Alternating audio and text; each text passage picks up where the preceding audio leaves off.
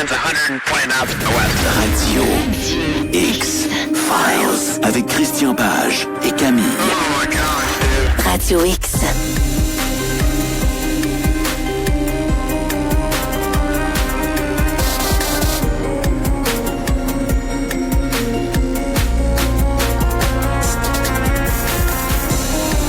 On a le show pile à l'heure ce soir. On va célébrer ça. Bonsoir. Bienvenue sur les ondes de Choix 98.1 Radio X. Très contente ce soir que notre lundi soit un mardi.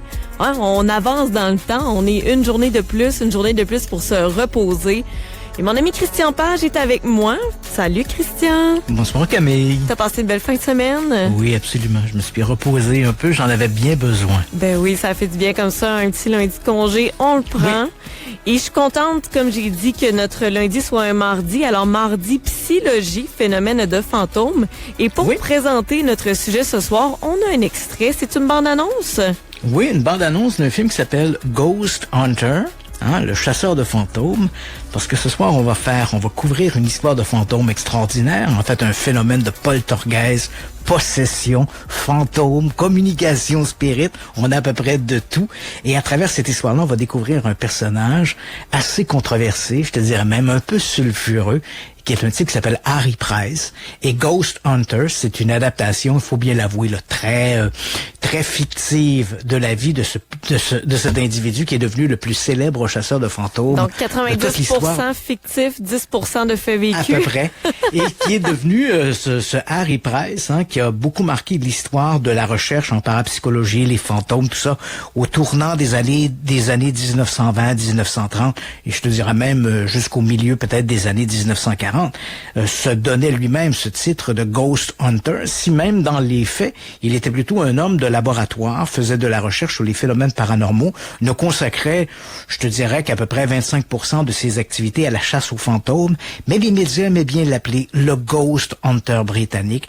Donc on a adapté il y a quelques années l'histoire de sa vie, très romancée, dans un film qui s'appelle Ghost Hunter. On écoute la bande-annonce. Entrons dans le vif du sujet. What exactly is your methodology? My expertise lies in the scientific approach to the study of the preternatural. So, in essence, you hunt ghosts. You know old St. Jude's workhouse? There's a wife of a Liberal MP there who's seeing and hearing things. I hope you're as good as you think you are. I don't know what's happening to me. There's a possibility that someone is deliberately trying to target your family. Can you think of anyone? I'm a politician, Mr. Price.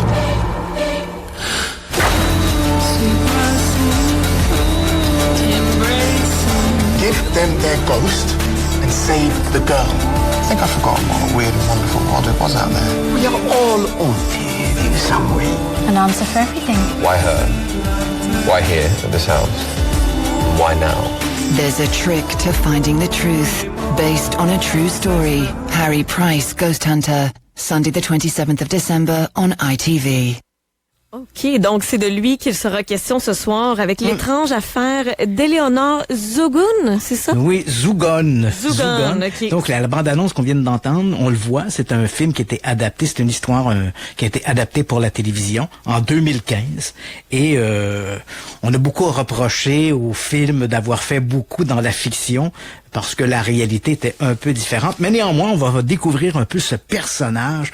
Même c'est un personnage si important que je pense qu'on devrait éventuellement prochainement, dans quelques mois, peut-être consacrer une émission entière sur le personnage, tellement il a contribué à dynamiser l'histoire de la recherche sur les fantômes, de la parapsychologie dans la première moitié du 20e siècle en Grande-Bretagne. Mais ce soir, on va découvrir Harry Price à travers le survol d'une histoire qui est tout à fait extraordinaire, l'affaire Eleanor Zugun ou Eleanor Zugun, si on met le nom en français.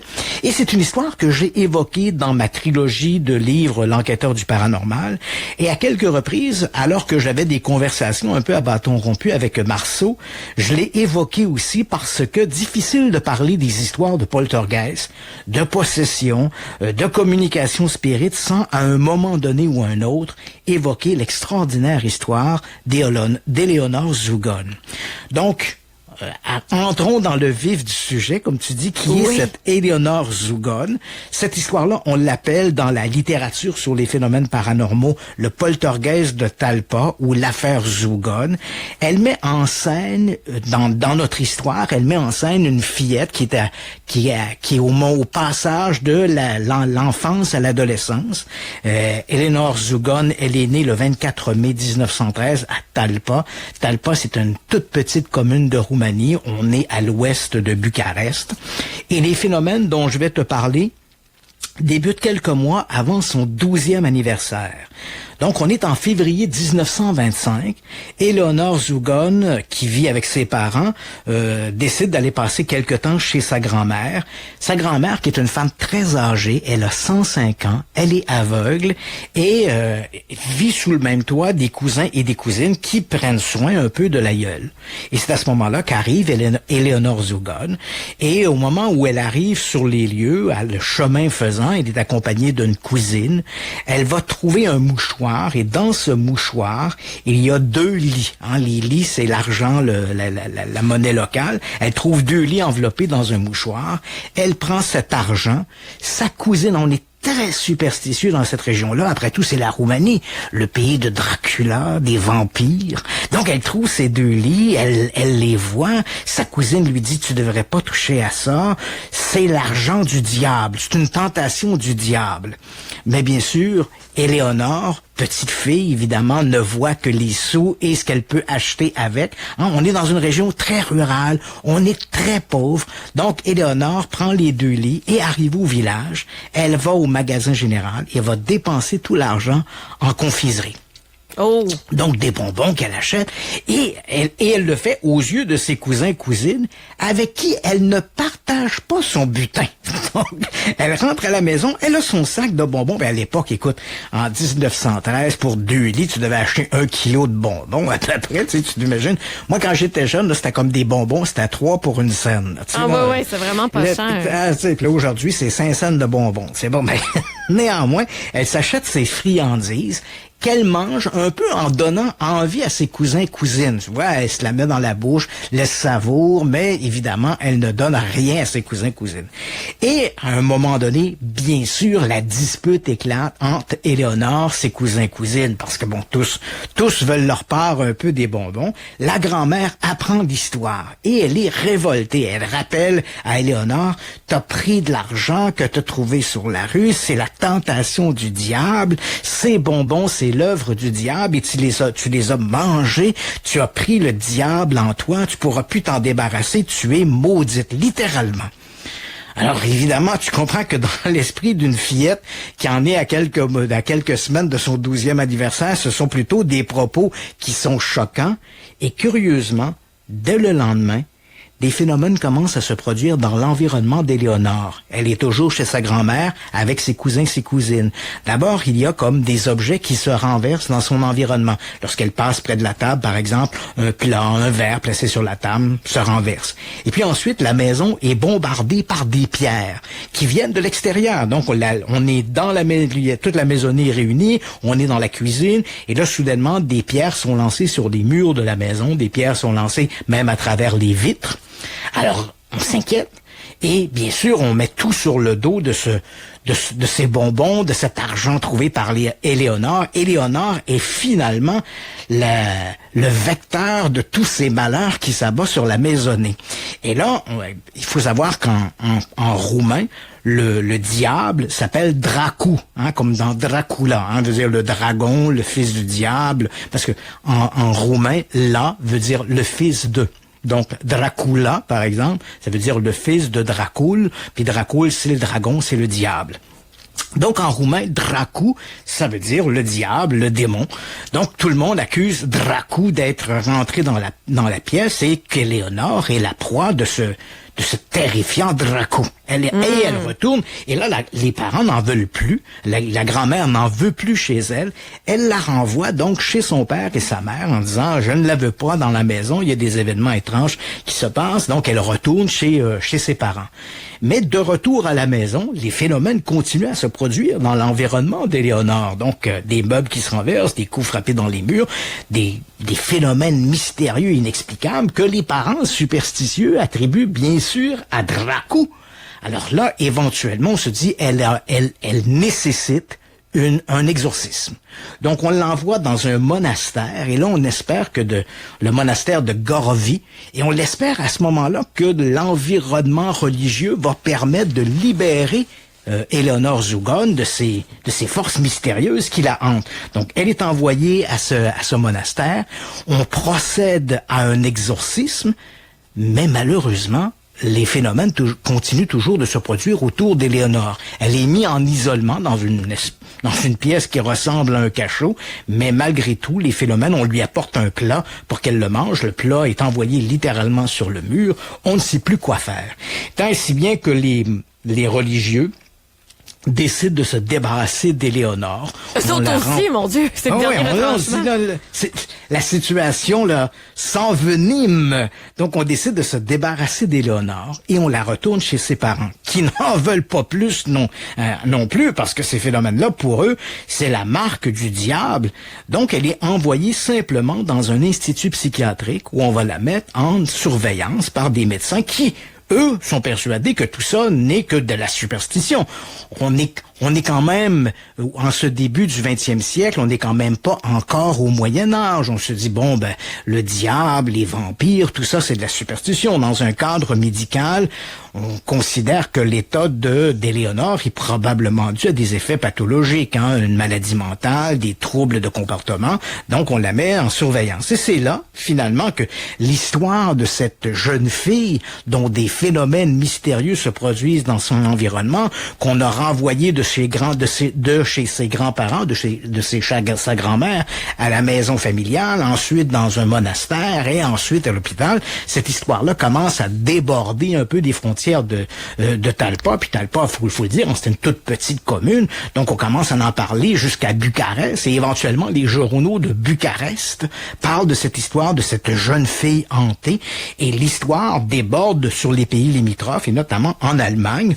On évoque l'histoire de cette jeune fille. C'est une histoire qui semble impossible. Tu sais, quand on lit les comptes rendus dans le journal, on se dit c'est incroyable. Et c'est là qu'un parapsychologue allemand, Fritz Grünwald, va entendre parler de cette histoire-là. Il la trouve tellement invraisemblable qu'il décide de se rendre lui-même chez les parents, Talpa, en Roumanie. Il rencontre les parents d'Éléonore, obtient leur autorisation pour la faire sortir de l'hôpital où elle se trouve toujours. Et ainsi, Grünwald va devenir le premier parapsychologue à avoir un face-à-face avec Éléonore Zugon. Et donc, pendant quelques jours, il va rester à la maison parce qu'il a convaincu les parents de la reprendre sous leur aile. Mais lui, elle dit aux parents, je vais la surveiller, je vais m'assurer que ces phénomènes, moi, je suis un scientifique, on va trouver une explication. Donc, il réussit, entre guillemets, à amadouer les parents et à avoir, donc, sous l'œil Éléonore Zugon pour s'assurer que les phénomènes qui apparaissent autour d'elle ou qui se manifestent sont tout à fait authentiques. Donc, éventuellement, après quelques jours, Grünwald devient persuadé que les phénomènes sont authentiques, que oui, les objets, il y a un phénomène de manifestation surnaturelle qui se produit dans l'environnement d'Éléonore, les objets bougent. Évidemment, puis on en a souvent parlé, puis c'est important de bien replacer ce cadre-là. À ce moment-là, on est à une période où on est en 1925, il y a une espèce de fossé qui commence à se creuser entre l'univers de la parapsychologie et l'univers du spiritisme. On le veut apparaître, puis je sais que je l'ai évoqué probablement la semaine passée, puis l'autre semaine d'avant, mais c'est très important de bien comprendre ce contexte-là. Donc, on a eu, dans la deuxième moitié du 19e siècle, l'apparition du phénomène du spiritisme. Donc, des gens se sont mis à prétendre qu'ils pouvaient communiquer avec les morts, les revenants, et discuter, avoir des échanges en faisant tourner des tables. Et les premiers scientifiques qui se sont intéressés à ces phénomènes dits surnaturels, surnaturel avait pour objectif de démontrer la réalité de ces manifestations dites spirites ou de fantômes. Mais peu à peu, au tournant du siècle, donc à la fin du 19e, début du 20e siècle, les scientifiques ont commencé à prendre une espèce de recul par rapport au phénomène spirit. Parce que c'est vrai aussi en même temps qu'il y avait tellement de charlatanisme. On reviendra éventuellement sur une émission là-dessus, sur le charlatanisme du spiritisme. Mais écoute, des grands noms de l'époque, notamment Harry Houdini, a fait une véritable guerre contre les spirites. Il les considérait comme à peu près là, le limon du monde. Non, pour lui, c'était les pires individus sur Terre étaient les spirites parce qu'il considérait qu'ils exploitaient le deuil et la peine des gens. Houdini a été convaincu jusqu'à sa mort qu'il n'y avait absolument rien d'authentique dans le spiritisme, mais uniquement des escrocs qui exploitaient donc la douleur des autres, la douleur d'autrui pour s'enrichir. Et ça s'est transformé en une véritable mafia. Et c'est vrai qu'on est aux alentours de 1910-1920. Il y avait tellement d'argent qui circulait dans l'univers du spiritisme que c'était devenu une véritable mafia. C'était... Je sais que ça peut paraître gros, là, mais s'attaquer au spiritisme comme le fait Houdini, c'est comme quelqu'un s'attaquerait aujourd'hui à des cartels de la drogue, par exemple, mexicains ou d'Amérique du Sud, là. C'était aussi gros que ça, là. Le spiritisme était devenu un cartel de la drogue intellectuelle, un cartel de la drogue du deuil. Ça, on pourrait pratiquement le décrire comme ça. Je comprends le point. Et éventuellement, donc, les scientifiques ont commencé à prendre leur recul par rapport à ça. Pour eux, les médiums étaient des faussaires, des escrocs qui exploitaient les gens. Mais mais quelque part, il y avait certaines de ces manifestations qui avaient apparemment été documentées ou produites dans des environnements contrôlés.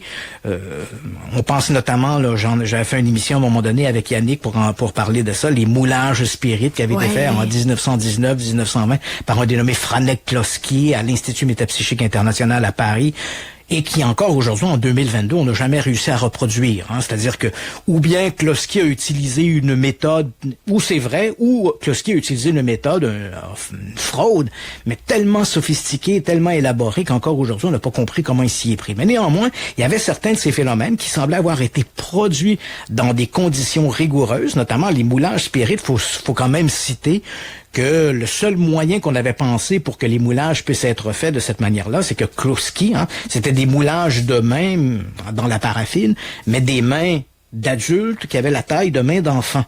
Alors, on avait imaginé que Kloski s'était peut-être rendu à la morgue, avait coupé les mains de petites personnes, des nains, disons le mot, et donc, parce que ces mains présentaient un vieillissement. Donc, si on coupait la main d'une petite personne qui pouvait être âgée de 40 ans, bien évidemment, l'aspect extérieur de la main donnait l'impression d'une main d'une personne d'âge moyenne, mais bien sûr, la grosseur de la main était celle d'un enfant. Et c'est exactement ce que Kloski a produit durant ces fameuses séances spirites. Les moulages spirites pour la plupart, sont des mains d'adultes qui ont la taille de mains d'enfants. Donc, on s'est dit que Kloski est allé dans une morgue, a pris des mains de petites personnes, l'a introduit dans le laboratoire et a réussi à tromper la vigilance des parapsychologues en produisant les moulages à partir de ces mains de cadavres. Mais au dernier moment, il y a quand même des choses. Au moment où la pièce est fermée, sous clé, que Kloski et les autres participants, même si ça se fait dans une semi-obscurité, sinon une obscurité totale, au dernier moment, les participants, les scientifiques, les parapsychologues qui étaient là, ont versé à un moment donné dans la paraffine, ils ont versé du bleu de méthylène, et à un autre moment donné, ils ont versé du cholestérol. Et alors que la pièce était fermée, là, et donc là, Kloski a produit ces moulages, et à l'analyse, la cire, la paraffine contenait ou du bleu de méthylène, ou encore du cholestérol. Donc, obligatoirement, quelle que soit la technique utilisée par Kloski, il n'a pas pu produire les moulages avant. Il a fallu qu'il les produise sur place. Là. C'était comme... Et avec la cire qui était dans le bac qui était là. Donc, c'est ce genre de truc qui au début, donc aux alentours, on est au tournant des années 1920, 1925, dans l'affaire d'Eleanor Zugod, les scientifiques ont commencé à prendre du recul par rapport au monde spirit. Mais néanmoins, ils reconnaissent que certains phénomènes sont difficilement explicables, essentiellement par la fraude. Donc, au moment où Greenwald regarde l'histoire d'Eleanor Zugod, il ne pense pas à la présence d'un fantôme ou d'un esprit. Il pense plutôt que Eleanor Zugod a la capacité de produire des phénomènes autour d'elle sans même s'en rendre compte, comme si la matière se mettait en résonance avec ses émotions. Un phénomène de poltergeist, c'est une théorie qui encore aujourd'hui a cours, qu'on appelle le phénomène de la psychokinésie involontaire. Un peu comme, puis je l'ai souvent mentionné, je donne souvent cet exemple-là parce que les gens sont capables de faire une association simple. Quand on regarde le film Carrie, que tu as probablement vu, que ce soit l'original avec Sissy Spacek ou le remake là, qui a été fait il y a quelques années, qui est basé sur le roman de Stephen King, lorsque les objets se mettent à bouger autour de l'héroïne, qui est Carrie White, ce n'est pas des fantômes qui font bouger les objets, c'est Carrie. Au début, elle le fait de manière involontaire et au cours du film ou du roman, elle apprend à mieux contrôler ses émotions et à contrôler ses événements autour d'elle. Donc, c'est l'hypothèse qui a cours à ce moment-là dans le milieu de la parapsychologie lorsque l'on parle de phénomènes de poltergeist et non pas l'intervention de fantômes ou de revenants. Et c'est l'hypothèse que développe Greenwald. Il est persuadé, après avoir rencontré Eleanor Zugon, qu'elle est capable inconsciemment de produire ses effets. Il rentre donc en Allemagne avec l'idée de pouvoir organiser des séances et publier des documents explicites sur ce qu'il a pu observer sur place. Malheureusement, Greenwald décède avant même d'avoir pu produire un premier rapport sur ce qu'il a observé. Néanmoins, il a eu le temps de parler autour de lui de cette extraordinaire histoire qui est celle d'Eleanor Zugon, et c'est à ce moment-là que va intervenir un personnage qui est très important dans l'histoire, qui est la comtesse Zéo Vassiliko-Sericki. Elle vit à Vienne, en Autriche. Elle est l'héritière de la petite aristocratie viennoise, et elle est passionnée de parapsychologie, d'où ses échanges avec Greenwald, et avant son décès, lui a donc parlé qu'il enquêtait sur cette histoire nouvelle pour le monde occidental, qui est celui d'Eleanor Zugon. Alors elle décide de prendre le relais, et en janvier 1926, alors que là, ça fait quand même plusieurs mois qu'Eleanor est baladée de ses parents au monastère, à l'institut psychiatrique, retour chez elle, eu cette rencontre à Greenwald en janvier 1900. Comme une patate chaude, hein? Personne veut la garder, il faut dire. T'as tout à fait raison, hein? Personne n'en veut. À ce moment-là, donc, en janvier 1926, la comtesse accueille chez elle, à Vienne, dans son appartement viennois, elle accueille la jeune Eleanor Zugon. Elle a eu une entente avec ses parents. Elle va subvenir à tous ses besoins, son éducation et tout ça. Et elle l'accueille chez elle. La petite Eleanor Zugon qui ne parle pas autre chose que le roumain. Donc, au départ, il y a des difficultés d'échange entre la comtesse, mais il faut dire que la comtesse a autour d'elle, dans sa famille, des gens, et elle-même est en partie propriétaire d'importants terrains et de lotissements qui se trouvent dans la région de Talpa, où l'histoire de Eleanor Zugon est apparue. Donc, elle a quand même des contacts, et elle réussit donc, comme je l'ai mentionné, à s'entendre avec les parents et à amener la petite Eleanor Zugon, qui malheureusement, pour les parapsychologues allemands, et éventuellement on va le voir pour les parapsychologues britanniques, français, elle ne parle que le roumain. Donc on a un peu de difficulté à s'entendre, mais néanmoins, elle arrive en janvier 1926 chez la comtesse, prête à se soumettre à tous les tests et les analyses qu'on va bien vouloir lui faire subir. À ce moment-là, quand je dis ça, je vois déjà les gens qui nous écoutent lorsque je dis, bon, c'est la comtesse Zéo Vassiliko-Sericki. Les gens s'imaginent une vieille comtesse avec une canne puis son vieux manteau là en vison. Là. Pas du tout. C'est une jeune femme qui a même pas la trentaine. Hein. Je pense qu'elle a 28 ou 29 ans. Même si elle est l'héritière d'une fortune importante. À l'époque, elle était déjà vieille, par exemple. Oui, mais c'est vrai qu'à 29 ans, elle commençait déjà à être vieille. Mais bon, il faut quand même remettre un peu le contexte. C'est une jeune femme qui n'a pas d'enfant. Et qui va prendre sous son aile, donc Eleanor Zugon, qu'elle considère littéralement comme sa fille. Donc elle l'amène chez elle, et à ce moment-là va débuter, disons, la phase 1. Et la phase 1, ce sont des visites. Donc, pendant des mois, à peu près tous les grands parapsychologues d'Europe vont se rendre chez la comtesse à Vienne pour rencontrer Eleanor Zugon et voir un peu quel est le type de manifestations qui se produisent dans son environnement et essayer de documenter ça de manière rigoureuse. Il faut dire qu'il y a 3 types de phénomènes qui se produisent autour d'Eleanor Zugon. C'est pourquoi cette histoire-là est un incontournable de la parapsychologie.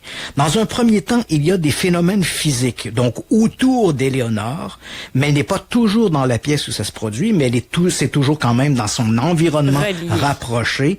Il y a des petits objets qui bougent et qui se déplacent d'eux-mêmes. Il y a des phénomènes qu'on appelle en parapsychologie des phénomènes d'apport, donc des objets qui disparaissent, par exemple, d'une pièce.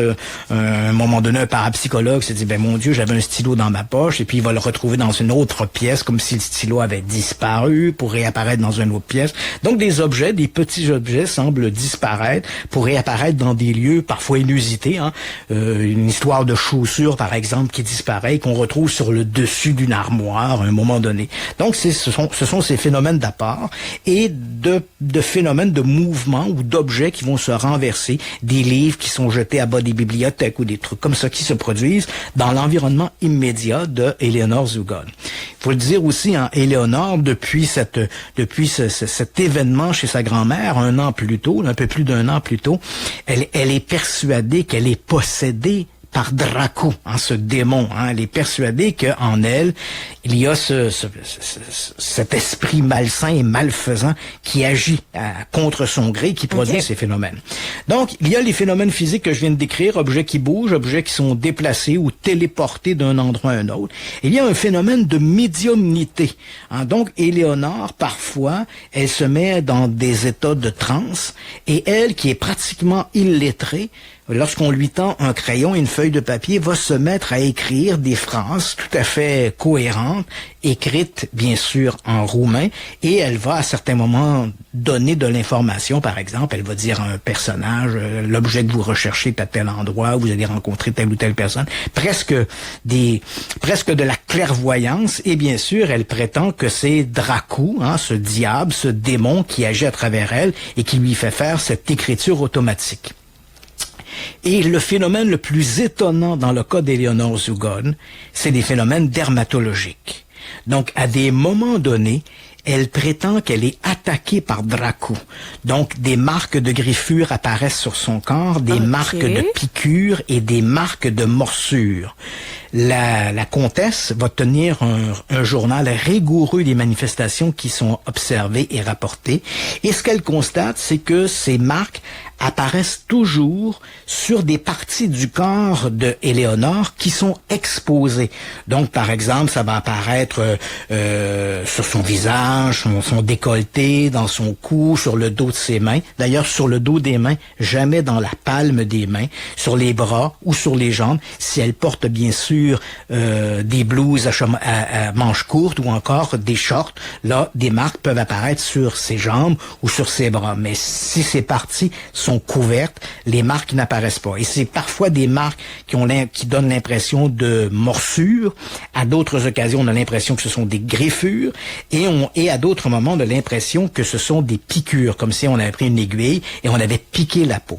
Ce qui est assez surprenant, c'est que ces marques sont toujours des marques qui sont produites de l'extérieur, parce qu'à un moment donné, les parapsychologues, et là, je ne veux pas trop rentrer dans des détails qui pourraient endormir l'auditeur, mais les parapsychologues, dans un premier temps, imaginent les marques comme des stigmates.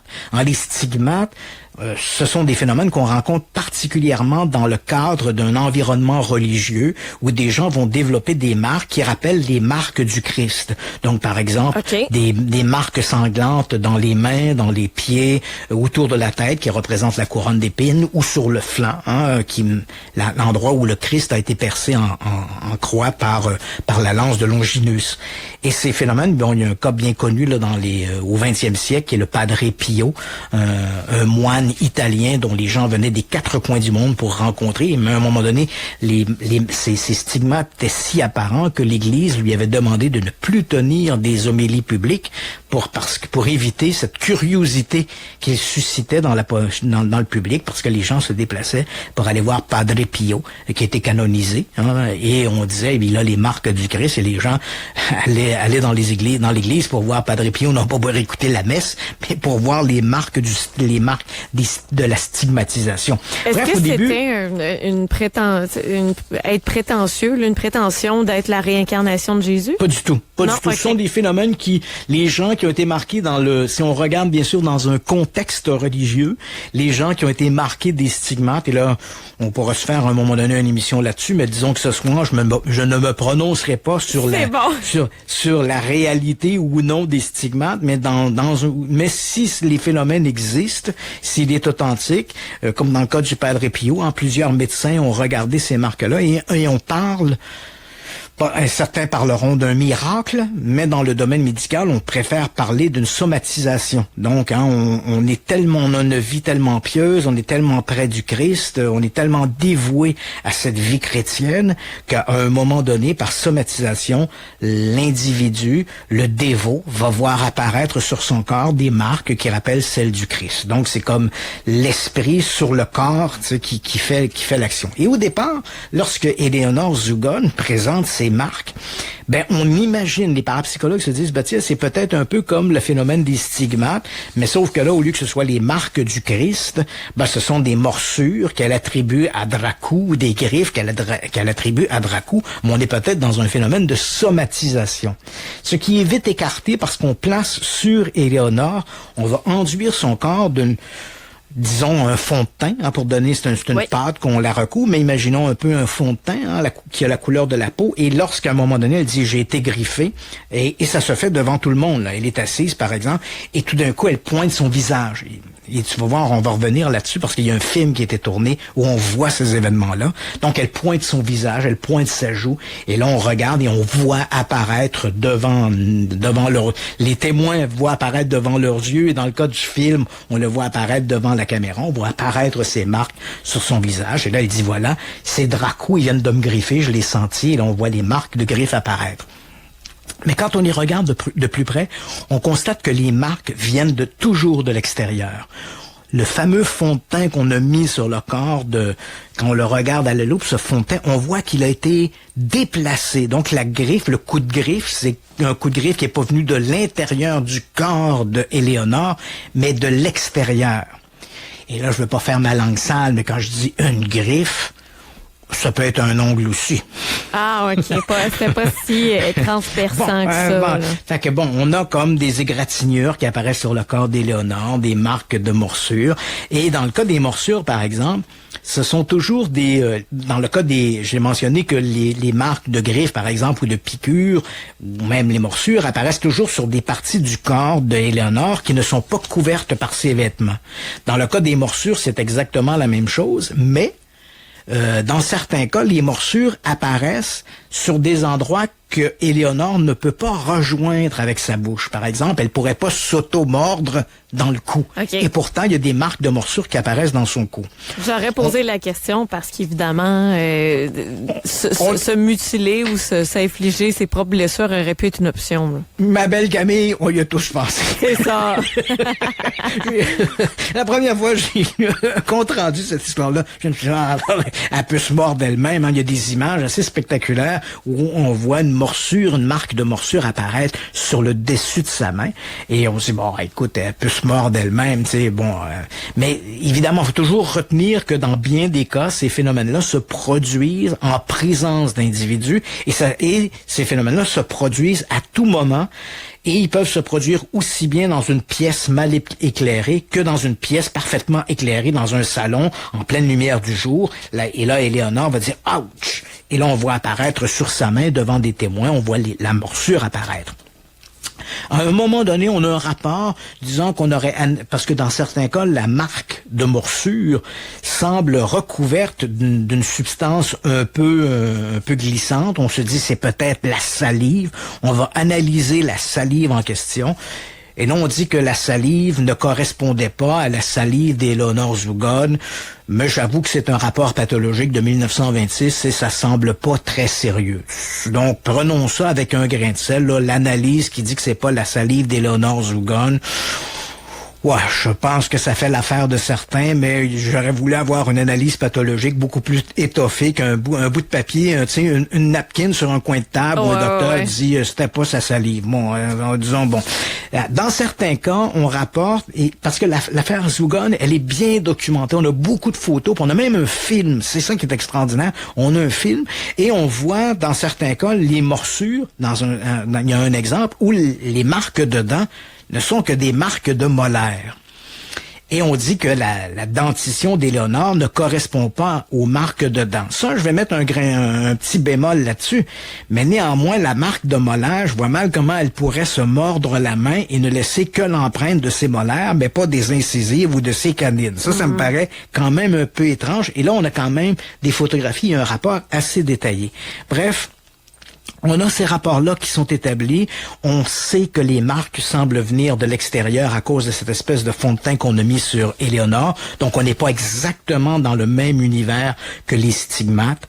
Et, bien sûr, il est possible que dans certains cas, Éléonore ait pu se graffiner elle-même ou ait pu elle-même se mordre, mais dans les circonstances dont on évoque, ça se fait souvent en présence d'autres individus. Bon, il y a toutes sortes d'éléments qui laisse planer un doute. Est-ce qu'on est en présence d'une fraude bien orchestrée?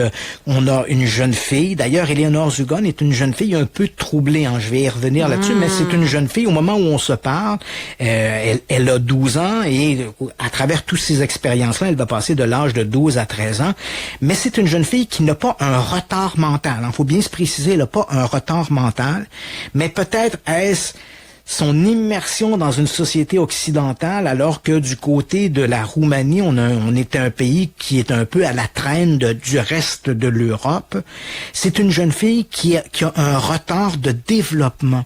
C'est-à-dire que même si c'est une jeune fille intelligente, lorsqu'il s'agit de parler en roumain, parce que parfois il y a des interprètes roumains qui sont présents, et dans la plupart des cas, il y a un interprète roumain qui est présent, mais elle s'exprime bien, et elle est intelligente, éveillée, mais elle va avoir des comportements d'une fillette de 7 ou 8 ans. Elle va s'amuser, elle va passer ses journées, par exemple, à s'amuser avec des jouets qui sont définitivement pas de son âge, et elle prend beaucoup de plaisir à ça, et on est un peu surpris. Plusieurs des enquêteurs vont d'ailleurs souligner ce trait de caractère particulier d'Éléonore Zugon. Et c'est là qu'en 1926, alors que tous les parapsychologues défilent chez la comtesse pour voir de leurs propres yeux les étranges événements qui entourent Éléonore Zugon, c'est là qu'on voit débarquer Harry Price. Harry Price, c'est un personnage controversé. Écoute, pour l'époque, c'est un géant, là. Quand on parle de parapsychologie dans cette première moitié du 20e siècle, Harry Price, c'est un peu un géant. Il s'intéresse aux phénomènes de parapsychologie, il s'intéresse beaucoup aux phénomènes de médiumnité, il s'est intéressé puis il est assez sceptique, et en particulier lorsqu'il est question des médiums, il n'a pas hésité à dénoncer de très nombreux médiums dans les journaux britanniques.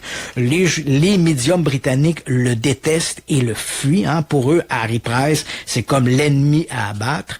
Mais Harry Price est un personnage, là où il devient très controversé, c'est un personnage qui a un ego surdimensionné. C'est ça, Christian? J'ai quasiment le goût qu'on fasse une petite pause avant d'entrer dans l'affaire de Harry Price. Oui, OK, allons-y pour la pause. On s'arrête quelques minutes au retour. On continue l'histoire d'Éléonore Zugon. Radio X-Files. Avec Christian Page et Camille. Radio X.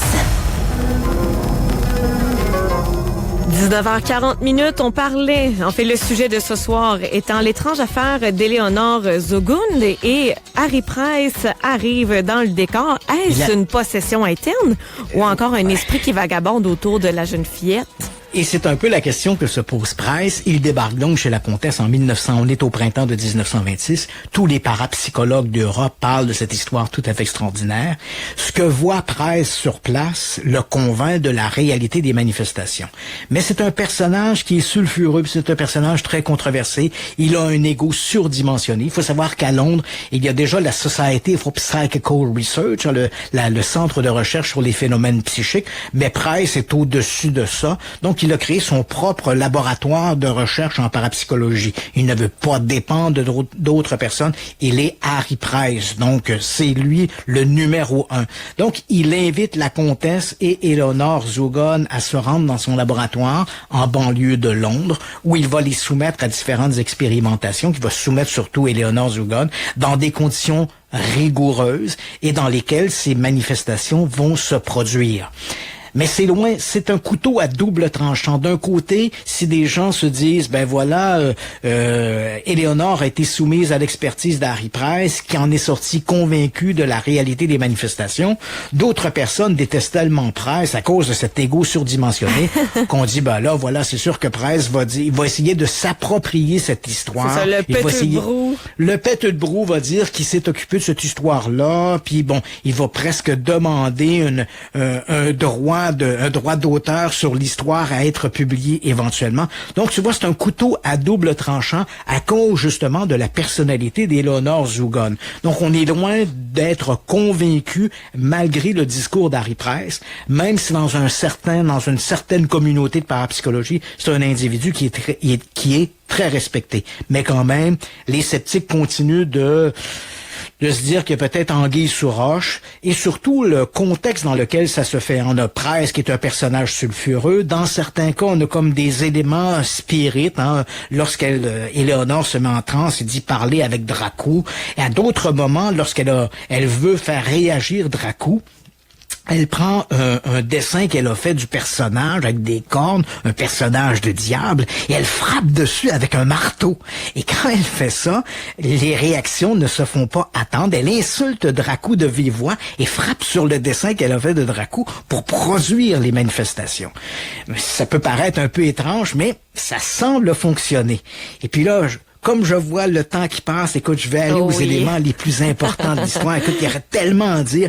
Mais il faut savoir qu'au début de 1927, alors que Eleanor Zugon est soumise à toutes ces expériences, elle est déjà sous l'aile, elle est déjà la protégée de la comtesse depuis plus d'1 an. Elle se rend à Munich avec la comtesse pour y tourner un film documentaire, un court-métrage d'une 30aine de minutes, où devant les caméras et devant un groupe d'experts, elle va se produire ces manifestations. Je t'ai mis dans les documents que je t'ai envoyés aujourd'hui, je t'ai mis le lien que tu pourrais mettre éventuellement sur la page de Radio X où les gens pourront aller voir sur YouTube la vidéo tournée. Mais c'est malheureusement, je l'ai visionné cet après-midi, c'est une mauvaise copie tirée probablement d'un document sur cassette VHS. Moi, dans mes archives, j'ai un film 16 mm où l'image est beaucoup plus claire de ce que l'on voit là. C'est un peu embrouillé, puis c'est un peu granuleux là, l'image, mais ça donne quand même une bonne impression. Donc on voit Eleanor, on la voit d'ailleurs s'amuser avec des jouets assez enfantins, et on voit devant la caméra les marques apparaître sur ses jambes ou les morsures sur sa main. Donc tous ces phénomènes-là se produisent. C'est un film muet, bien sûr, c'est un film en noir et blanc, mais c'est un film qui va marquer l'histoire de la parapsychologie parce que ça se produit devant témoins, et on a ces éléments-là sur pellicule. Ça se fait dans les studios MLK à Munich. Après cette histoire-là, il va se produire une espèce de chute. D'abord, la comtesse et Eleanor seront invités alors qu'ils sont à Munich. Ils seront invités par un groupe de gens qui se disent intéressés par la parapsychologie, mais en réalité, il va s'avérer que ce groupe de gens sont des sceptiques, mais tout à fait bornés. Et même s'ils vont faire preuve de complaisance avec la comtesse et Eleanor, dès le départ de la comtesse et d'Éléonore, ces gens-là vont utiliser les journaux pour les discréditer, les accusant, par exemple, d'avoir falsifié, d'avoir manipulé les choses, alors que leur argumentaire ne tient sur à peu près rien.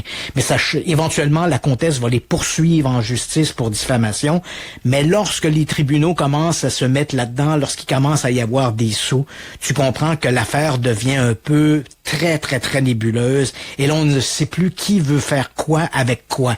Il y a Harry Price, la médiumnité, les tribunaux, les sceptiques, les accusations de fraude, et soudainement, il va se produire quelque chose de tout à fait inattendu. Le 15 février 1927, Eleanor Zugon a ses premières menstruations. Les phénomènes cessent instantanément. Hein? Ouais. Et c'est pas la première fois que ces phénomènes, donc la transformation ou le passage de l'enfance à l'adolescence, marqué par des éléments pathologiques aussi présents que ceux-là, vont interférer sur certaines manifestations dites de poltergeist. Et évidemment, quand je dis ça, je mets toujours des bémols partout puis des guillemets, là, mais je veux pas me répéter. Là, je ne suis que le journaliste qui rapporte. Là, je prends pas position vrai, pas vrai. Mais c'est vrai que dans la littérature, en parapsychologie, souvent des phénomènes comme ceux-là, comme les premières menstruations, la transformation physique de l'enfant à l'adolescence va entraîner. Puis c'est vrai également chez le garçon. Hein. Ben, c'est drôle de lien à faire, Christian. Ouais, on a mais déjà parlé. Effectivement, le poltergeist, on dirait qu'il va s'attaquer ou s'entourer ou tirer l'énergie d'enfants, principalement. Oui. Là. Rares sont les adultes possédés. Oui, et tu as tout à fait raison hein, dans la littérature. Même si on a beaucoup focalisé sur ces cas-là, il y a quand même de très nombreux cas de jeunes adultes. Hein, rappelle-toi qu'on a parlé de l'affaire de Rosenheim il y a 2 semaines. On parlait quand même d'une jeune femme, mais qui était quand même une jeune femme adulte, qui avait 18-19 ans au moment des faits. Mais c'est vrai que on a tout un ensemble de cas de poltergeist où les phénomènes semblent se produire de manière très soutenue avant ces transformations physiologiques entre les garçons et les filles, et après, les phénomènes vont diminuer. Dans le cas d'Eleanor Zugon, c'est presque instantané. Au lendemain de ses premières manifestations, de ses premières menstruations, les phénomènes cessent complètement, et pendant encore quelques temps, elle sera questionnée, interrogée par des parapsychologues, mais les phénomènes autour d'elle, comme je l'ai mentionné, déclinent très rapidement, et tant et si bien qu'en 1928, après avoir passé pratiquement 2 ans sous la protection de la comtesse, Eleanor Zugon reprend la route de la Roumanie. Durant le temps où elle était à Vienne, elle a appris un métier de coiffeuse, et c'est le métier de coiffeuse qu'elle va pratiquer lorsqu'elle retourne chez elle. En Roumanie, elle va devenir coiffeuse, et les phénomènes ne se reproduiront plus. Il va y avoir un échange épistolaire entre elle et la comtesse. Elle va raconter qu'elle a eu un petit épisode où des phénomènes étranges se sont produits autour d'elle, mais justement au moment de la ménopause. Encore là, on voit cette espèce de relation entre les transformations physiques et les manifestations. Et les sceptiques diront, c'est hormonal. Ouais, c'est hormonal. Hein? C'est des femmes hystériques. Hein? Hystérique vient de l'utérus, tu sais, donc c'est sûr que c'est à cause de ça. Et puis, Eleanor Zugon va décéder, selon des sources, en 1996 ou en 1998. Moi, le rapport que j'ai situe son décès en décembre 1996. Mais bon, certaines sources soutiennent qu'elle serait décédée en 98. Néanmoins, les manifestations dont elle a fait l'objet, qui l'ont entourée au tournant entre 1925 à peu près 1927, ces phénomènes ne se sont jamais reproduits après ces transformations physiques, et elle a vécu, elle n'a jamais eu d'enfant, elle s'est mariée mais n'a jamais eu d'enfant, et avec elle, bien sûr, l'affaire Zugon est restée un peu dans la controverse. On sait toujours pas aujourd'hui quelle est la situation, quelle est la position qu'on doit adopter. Et les différentes hypothèses qui ont été évoquées, bien sûr, il y a celle de la fraude, et c'est vrai qu'à quelques reprises, Eleanor Zugon, surtout à la fin, hein, on parle de 1927, a été prise à quelques reprises à tricher des manifestations. Et ce qui n'est pas rare non plus dans l'univers de la parapsychologie, si on évoque par exemple le plus célèbre cas de poltergeist du 20e siècle, qui est sans aucun doute le poltergeist d'Enfield en Angleterre, dont on a fait un film, La Conjuration 2, qui est inspiré du poltergeist d'Enfield. À un moment donné, lorsque les phénomènes ont commencé à diminuer, les fillettes faisaient l'objet d'une telle attention de la part des parapsychologues qu'ils ont voulu que le suspense se maintienne. Donc, elles ont commencé à truquer des manifestations.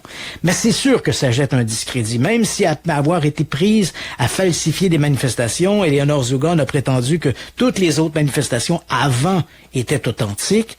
Bien sûr, il y a un discrédit. Si elle l'a truqué là, qu'est-ce qui nous prouve qu'elle n'a pas truqué avant?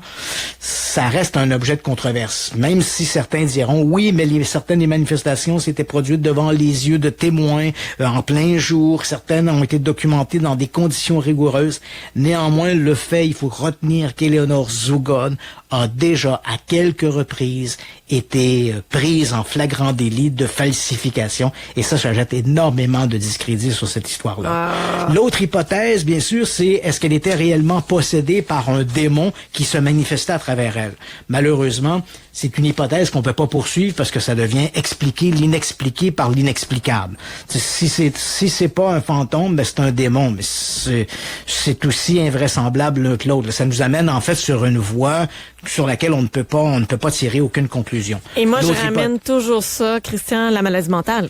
Ouais, c'est ça. Donc, la possession, faudrait d'abord démontrer que des démons puissent posséder des gens qui peuvent être les vecteurs qu'un fantôme, quelqu'un ou un démon pourrait être le vecteur de manifestation autour d'Eleanor Zugon. Ça reste très difficile à démontrer. Et enfin, la troisième hypothèse, l'hypothèse la plus populaire entre la fraude et la réalité de la manifestation, c'est le phénomène du poltergeist, ce qu'on appelle le recurrent spontaneous psychokinesis, les phénomènes de psychokinésie spontanée et involontaire à la Carrie White dans le roman Carrie. Oui. Donc, Eleanor déclenche ces phénomènes-là autour d'elle sans même s'en rendre compte. C'est vrai qu'Eleanor est une jeune fille trouble, j'en ai parlé. Elle a 12-13 ans au moment des faits, mais elle a des comportements d'une enfant de 7 ou 8 ans.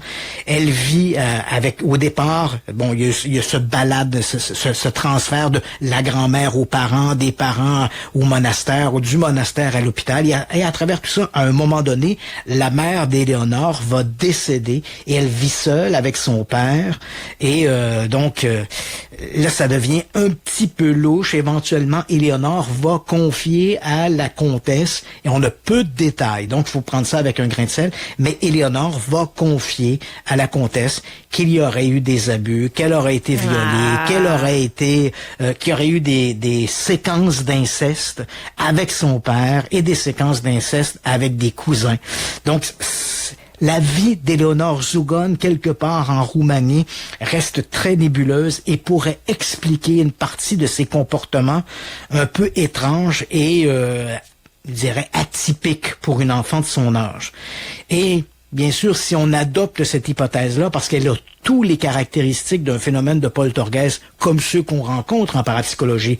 C'est une jeune femme, elle est juste au moment de ce transfert-là, du passage de l'enfance à l'adolescence. Elle est troublée, elle a des problèmes émotifs.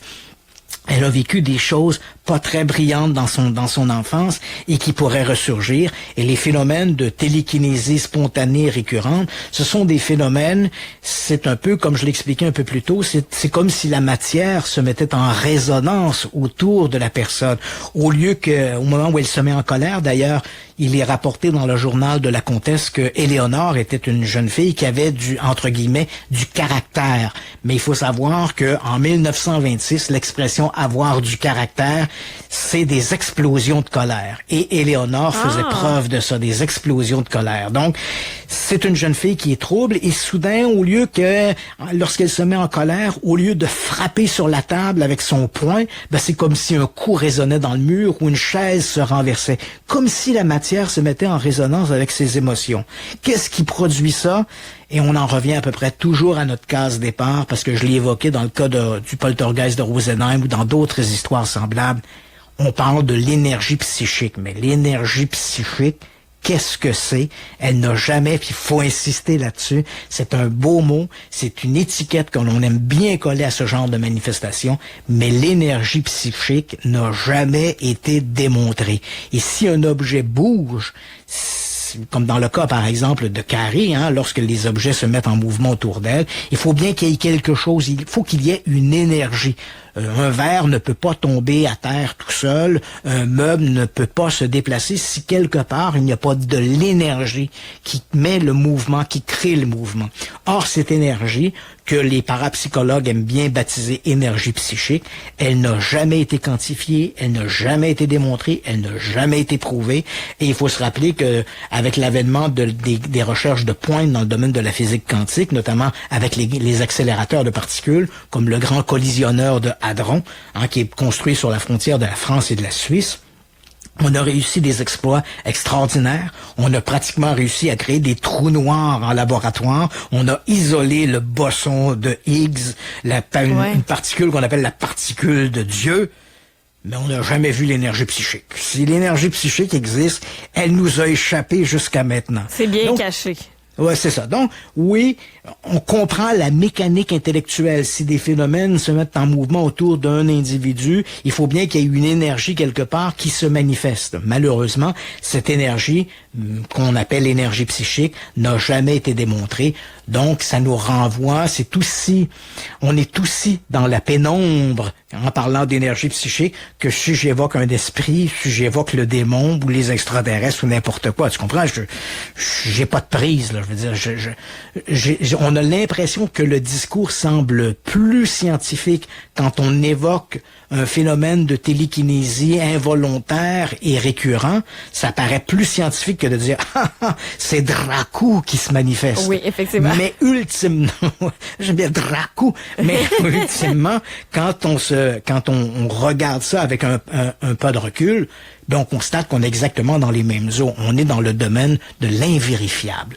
Mais l'affaire Eleanor Zugod, aujourd'hui, et pourtant, on est littéralement là, un siècle après ces événements, hein. Ça commence en 1925 et aujourd'hui on est en 2022. Là. Dans 3 ans, il y aura un siècle que l'affaire Zugon aura débuté et pratiquement un siècle plus tard, l'affaire reste tout aussi nébuleuse aujourd'hui qu'elle l'était à l'époque et on est certainement en présence d'un des cas les plus marquants de toute l'histoire de la parapsychologie. Et somme toute, ça a été une parenthèse dans la vie de cette femme-là. Tu as mentionné qu'elle était décédée dans les années 90, donc oui. qu'elle a réussi à vivre une longue vie presque normale, à l'exception d'une étape charnière dans sa vie, là, c'est-à-dire l'adolescence. Là. Oui, cet épisode, qui l'a mis aussi en contact, faut pas se le cacher, qui l'a mis en contact avec un monde occidental dont elle n'était pas habituée. En tous les rapports, et ils sont très nombreux, il doit y avoir une 40aine de parapsychologues qui ont côtoyé à un moment ou à un autre Eleanor Zugod, et quand on regarde l'ensemble des notes qu'ils ont pris, il y a un mot qui revient toujours, c'est le mot paysan. Hein? Eleanor Zugon, c'est une petite paysanne qui a des comportements de petite paysanne, qui est peu éduquée, peu instruite, qui a peu de manières. Aux côtés de la comtesse, évidemment, elle va lui apprendre la bienséance, la politesse, comment bien se tenir en société, parce qu'on est quand même ici dans la petite aristocratie européenne. Mais c'est un univers qui est à des lieues de ce que Eleanor Zugon vit chez elle. Donc, cette expérience-là, non seulement est troublante, mais en même temps, c'est une expérience qui est particulièrement enrichissante dans la mesure où peu d'enfants nés dans ces régions aussi rurales et éloignées que Talpa en Roumanie auront l'occasion de côtoyer. T'sais. Donc, elle va garder jusqu'à son décès, sans aucun doute, des marques, des comportements qu'elle aura appris alors qu'elle était dans un univers où elle a été complètement parachutée à partir de phénomènes, somme toute, très étranges et pour lesquels, encore aujourd'hui, on n'a pas tout à fait les réponses que l'on voudrait. Incroyable. Encore une fois, Christian, merci beaucoup pour l'émission ce soir. Tu voulais qu'on se laisse avec une dernière bande-annonce, oui, qui est aussi tirée de cette histoire-là? Oui, c'est en fait, notre Harry Price dont j'ai évoqué. L'histoire qui va le rendre le plus célèbre, c'est une histoire de maison hantée en Angleterre qui s'appelle le presbytère de Borley. Il va y faire quelques séjours. Il va même louer à un moment donné, alors que le presbytère est abandonné, il va le louer pendant une année entière pour en faire in vivo un laboratoire de recherche psychique pour essayer de documenter les phénomènes de fantômes. Il va écrire un ouvrage déclarant que le presbytère de Borley, c'est la maison la plus hantée d'Angleterre. Alors on se laisse, parce que bien sûr cette histoire-là est si extraordinaire qu'elle a elle aussi été adaptée au cinéma. Donc on se laisse sur la bande-annonce du presbytère, les hantises du presbytère de Borley, The Haunting of Borley Rectory. Bonne fin de soirée à toi et aux auditeurs et on se dit à demain. À demain, ciao. Bye. What I'm about to tell you goes way beyond evidence. Do you believe in ghosts? Well, I firmly believe that this is a science. Trip devices, camera rigs, it's just not an exact science. It was a place of great joy once. But now a dark force surrounds it. Something so frightening. I've hidden it away for many years. And I think it's absolutely vital that we get to the bottom of it. Apparitions. Hauntings. Screams in the night. I call to the spirits. Entity is all-consuming. She places terrible, evil images in your mind. What happened? You brought us here. You opened the doorway to pass through to the other side and hide. Hide within my daughter. I feel that we're closer to something now. The rectory is not haunted. The what? You don't understand. She is.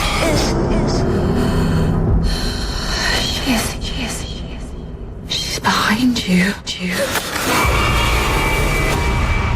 I think we need to take things up a gear.